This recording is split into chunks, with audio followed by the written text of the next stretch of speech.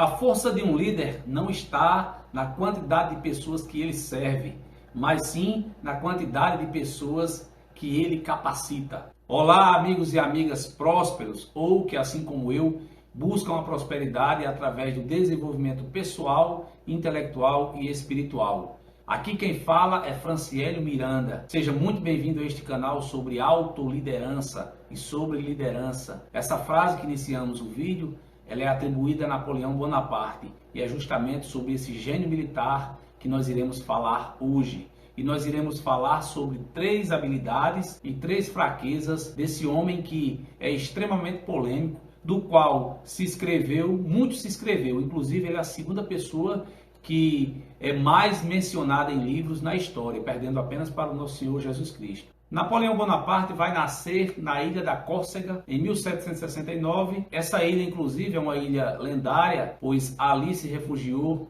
em exílio a pessoa do filósofo Sêneca, por ocasião de um exílio determinado pelo imperador da época, que era o imperador Nero. E é aí que Napoleão Bonaparte vai nascer. Inclusive, ele vai nascer dentro de um contexto histórico interessante, porque nesse período, nesse ano especificamente, fazia muito pouco tempo que a França havia reivindicado esta ilha para seu território. Ela então pertencia à Itália e no processo de conflito entre a França e a Itália, acabou por prevalecer a França e esse território passou então a ser francês.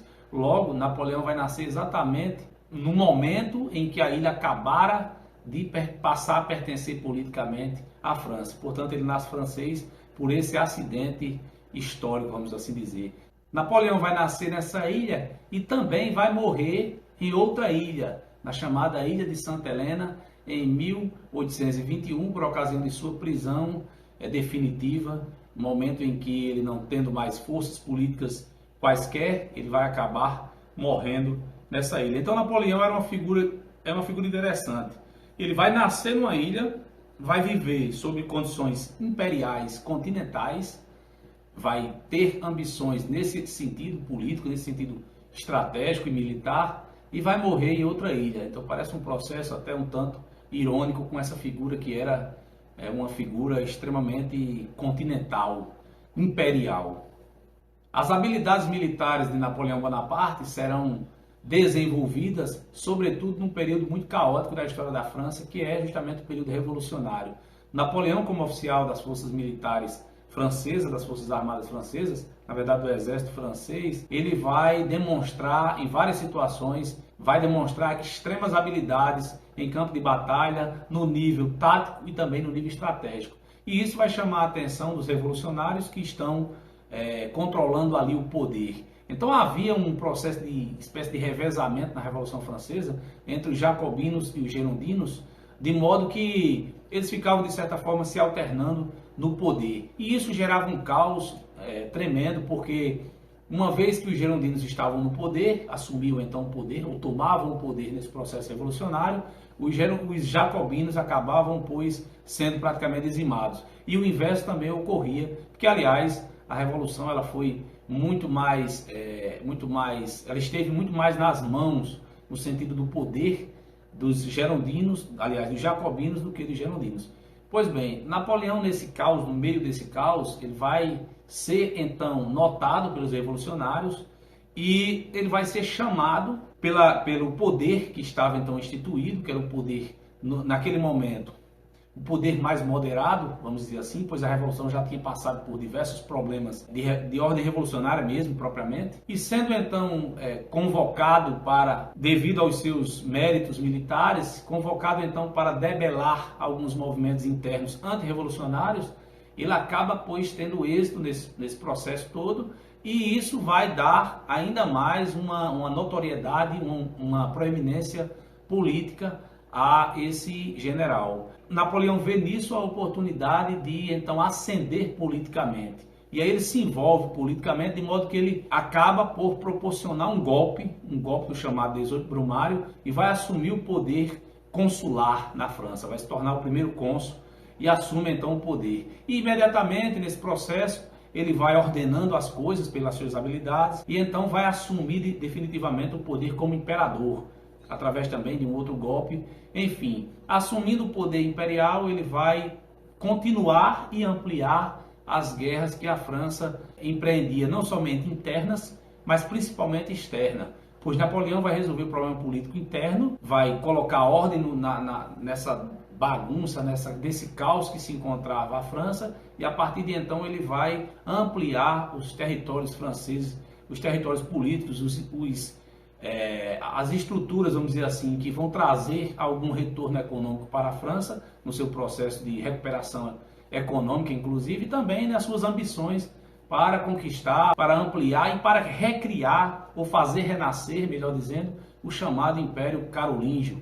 Ele quer, pois, se impor como um imperador, restaurando o poder imperial que o imperador Carlos Magno houvera estabelecido no século VIII aproximadamente. Então, dentro desse processo, Napoleão vai estabelecer a sua política, a sua política tanto militar quanto política propriamente dita, e é nesse sentido, dentro dessas várias frentes, vamos assim dizer, de seu perfil, que nós iremos aqui falar das 3 habilidades e 3 fraquezas que fizeram com que Napoleão se tornasse um imperador que conquistou praticamente toda a Europa, ao mesmo tempo em que, ao final desse processo, ele acabe, pois, por perder todo esse poder e acabe sendo preso e isolado numa ilha onde ele vai finalmente falecer. Então, que habilidades eram essas? A primeira habilidade que nós elencamos aqui no perfil desse grande homem foi justamente a habilidade da estratégia militar. Ele era um estrategista militar absurdamente excepcional. Temos um exemplo disso na Batalha de Austerlitz, que ocorreu ali em 1805, onde uma coalizão que foi formada pela Áustria, pelo Reino Unido e também pela Rússia, que exatamente se propunha a fazer frear o avanço de Napoleão e de suas forças, Napoleão já tinha tomado conta ali praticamente toda a Europa, já tinha tomado conta inclusive da Itália, já tinha tomado conta da Espanha, e nesse processo ambicioso de avançar na tomada desses territórios, na sua luta contra essas coalizões, vai haver uma famosa batalha chamada a Batalha de Austerlitz. E nessa batalha Napoleão vai demonstrar o quão ele era um estrategista experimentado. Vai ter uma situação em que ele vai escolher uma posição estratégica nas colinas de Pratzen, e aí Napoleão vai chegar primeiro no terreno, usando aí uma sabedoria militar milenar, aperfeiçoada pelos generais da história da humanidade anteriores a Napoleão, que é justamente a estratégia de primeiro chegar e conhecer o terreno. Chegando ali, conhecendo o terreno, percebendo as suas vulnerabilidades e as suas fortalezas, Napoleão vai criar uma ilusão para o inimigo de que um determinado flanco de sua tropa, de seu grosso de exército, esse flanco estaria vulnerável, só que na verdade era um engodo. E aí as forças de coalizão entenderam que era uma fraqueza de Napoleão e atacaram justamente onde Napoleão queria que eles atacassem. E isso fez com que as forças, um exército gigante, um exército imenso, proporcionalmente equipado para a sua época, e vai ser atraída para esse engodo. Napoleão então, aproveitando desse engodo que ele montou, que ele estruturou, ele vai atrair essas forças e vai conseguir envolver de tal modo que a batalha será vencida pelos franceses, exatamente por essa visão estratégica extremamente excepcional. Então essa batalha, essa manobra militar, faz com que nós consigamos notar a capacidade imensa da excepcionalidade estratégica militar desse grande general. Esse é um exemplo, apenas um exemplo básico para demonstrarmos o quão essa habilidade de ser um estrategista excepcional foi importante no processo de crescimento político, primeiro para o crescimento militar dele e depois o crescimento político, que acabou fazendo com que Napoleão Bonaparte se tornasse quem ele é na história. A segunda habilidade é com relação à questão da habilidade administrativa. Napoleão ele vai tomar um governo cheio de diversos problemas, de diversas ordens. A França encontrava-se num caos absurdo. A Revolução havia degenerado de tal modo que já tinha proporcionado toda sorte de misérias que se possa imaginar. A França estava em completo caos. Já a família real já havia sido guilhotinada, diversos revolucionários também já haviam sido guilhotinados.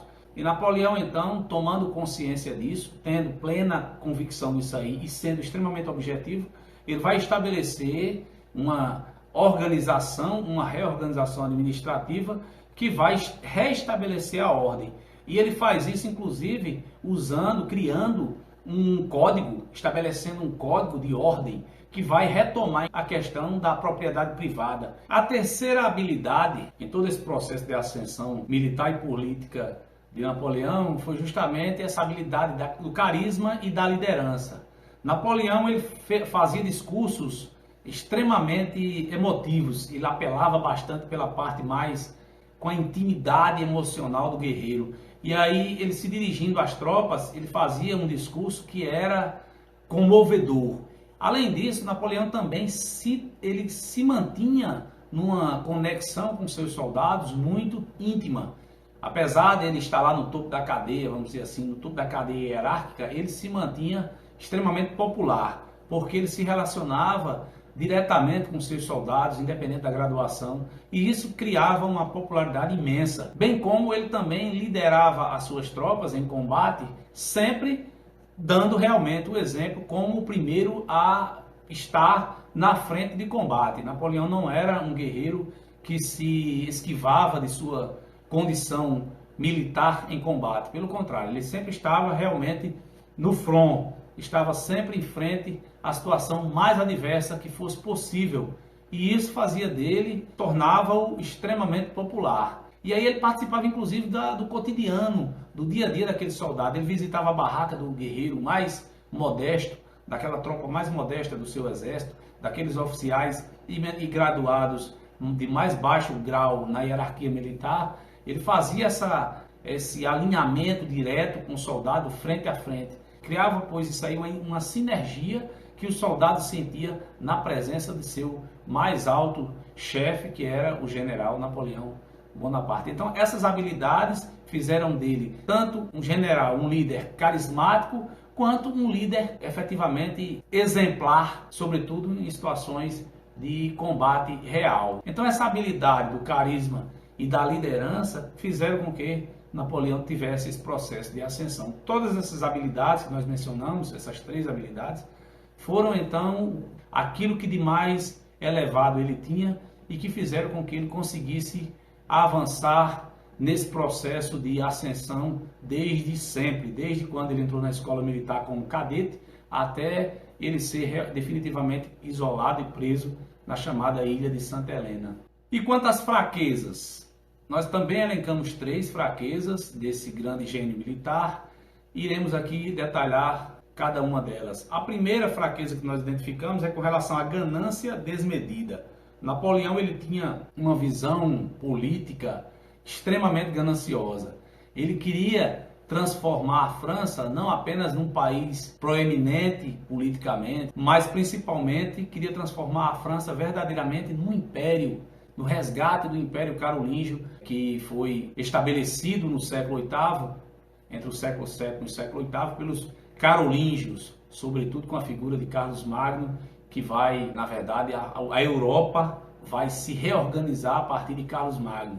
E essa talvez tenha sido a pior fraqueza dele, porque ele tinha essa percepção gigante de recriar, fazer renascer o Império Carolíngio, e isso era inconcebível para a circunstância histórica que se vivia naquele momento, pois outras nações muito fortes, como a França, como a própria Rússia. Então, Napoleão ele queria, num momento histórico, num contexto histórico muito diferente, transformar toda a Europa num grande império francês. E não somente a Europa, mas também a própria Ásia. Ele queria, por exemplo, tomar toda a Rússia, ele invadiu a Rússia, né? E imagine a ambição, a ganância, melhor dizendo, a ganância desmedida de tomar toda a Europa e a Ásia. Logo, essa ganância foi talvez a fraqueza mais fundamental no processo de destruição da visão, da estrutura política montada por Napoleão Bonaparte. A segunda fraqueza que nós identificamos era o desprezo que ele tinha pelas opiniões dos aliados, sobretudo dos aliados políticos. Napoleão ele não tinha muitas habilidades diplomáticas, ele era muito objetivo, ele era um militar nato em campo de batalha e era muito objetivo no sentido daquilo que ele queria. Tudo que fosse de opinião que não convergisse na direção daquilo que ele queria, ele desprezava. E isso foi importante do ponto de vista negativo, né? Foi ruim, na verdade, contrário às ambições de Napoleão, porque acabou por ampliar ainda mais o leque de inimigos que Napoleão acabou por acumular no seu entorno, das nações que rodeavam a Europa naquele momento, e isso foi capaz de ajudar bastante no processo de destruição do Império Napoleônico. A terceira fraqueza, ela vai estar meio anexada à segunda, mas aqui nós falaremos de forma um pouco mais ampliada, que é a chamada inabilidade diplomática. Napoleão, ele era incapaz de lidar eficazmente com a complexidade política, cultural e histórica de toda a humanidade naquele contexto. Essa fraqueza, alinhada com a fraqueza de não aceitar a opinião dos seus aliados, bem como com sua ganância exacerbada, vão formar um conjunto de fraquezas que irão fazer com que ele fosse ruindo de tal modo que ele vai finalmente ser pego por essa coalizão, pelas coalizões, na verdade, que foram sendo formadas, bem como temos que considerar também as derrotas militares que ele acabou sofrendo, principalmente na Rússia, onde ele perde grande parte de seu exército para o general Inverno, como ficou conhecido na história. Essa conjuntura toda fez com que os países em coalizão retomassem as suas estruturas político-militares, conseguissem então vencer as batalhas contra Napoleão e finalmente detê-lo e conduzi-lo em definitivo para a ilha de Santa Helena. É preciso falar que nesse intervalo aí entre a primeira derrota de Napoleão e o fim definitivo lá na ilha de Santa Helena, houve um período ali muito rápido de governo, de retomada do poder de Napoleão, que foi um período chamado de governo de 100 dias, onde ele foge da primeira ilha que ele é preso, e a chamada Ilha de Elba, e aí ele retoma o poder político na França, porém as coalizões já estavam muito bem articuladas e conseguiram, em definitivo, prendê-lo e conduzi-lo até a ilha de Santa Helena, onde ele vai ter seu fim na prisão. Nesse momento da prisão, em definitivo, de Napoleão, ele vai fazer diversas reflexões e é importante, é interessante trazermos aqui como informação final desse conteúdo o seguinte: Napoleão, na verdade, vai passar por um processo de reflexão, de alta reflexão extremamente interessante e extremamente espiritual. Ele vai, então, analisando toda a sua história, analisando a história de seus antecedentes, os quais ele estudou bastante sobre César, sobre Alexandre, sobre Moisés e tantos outros líderes militares que viveram antes dele, e ele chega a conclusões, ele começa a refletir sobre Jesus Cristo, sobre a religião cristã, porque Napoleão ele não tinha religião. Quando ele era o grande Napoleão, ele não tinha convicção espiritual. Onde ele estivesse, se ele estivesse no Egito, ele adotava ali o islamismo. Se ele estivesse na Europa, ele adotava o cristianismo. Enfim, ele não tinha muita preocupação espiritual nesse sentido. Porém, no fim de sua vida, ele vai acabar tendo e vai fazer essa reflexão, chegar à seguinte conclusão. Mais ou menos a seguinte conclusão: ele vai, pois, se converter, vai seguir os dogmas católicos ali no final de sua vida, vai inclusive se confessar e vai acabar por se tornar um católico, um cristão, de certa forma convicto. Todas essas informações ainda estão no campo da discussão histórica, ainda não é em definitivo o que se está dizendo aqui, mas há discussões muito profundas sobre isso, de cartas acerca dessa fundamentação, que um general que com ele discutia lá na prisão sobre essas questões teológicas e filosóficas, essa visão de Napoleão no fim de sua vida, que nos levam a entender, a crer que Napoleão acabou por se converter ao cristianismo, por entender que Jesus Cristo não era apenas um líder, mas sim um Deus encarnado. E você, o que é que achou dessas habilidades? Existe alguma habilidade dessas que você identificou que na sua visão Napoleão não detinha? Existe alguma habilidade dessas, alguma fraqueza dessas que você gostaria de ampliar, de comentar? Faça isso, nos ajude aqui no canal a promover essa discussão histórica, essa discussão por busca pelo conhecimento, que é justamente o propósito desse canal. E se você considera que esse conteúdo foi relevante de alguma forma, considere, pois, se inscrever no canal, ativar as notificações do sininho e compartilhar para mais pessoas, para que essas pessoas possam ter acesso a esse conteúdo e, de repente, de repente vir a aprender um pouco com o que foi discutido aqui, ou mesmo acrescentar algo mais que nós de repente deixamos por alguma razão de comentar. Então, se Deus quiser, nós esperamos você para o próximo conteúdo e aqui nós agradecemos de coração e desejamos que você fique com Deus e até o próximo conteúdo, ao próximo vídeo, se Deus quiser.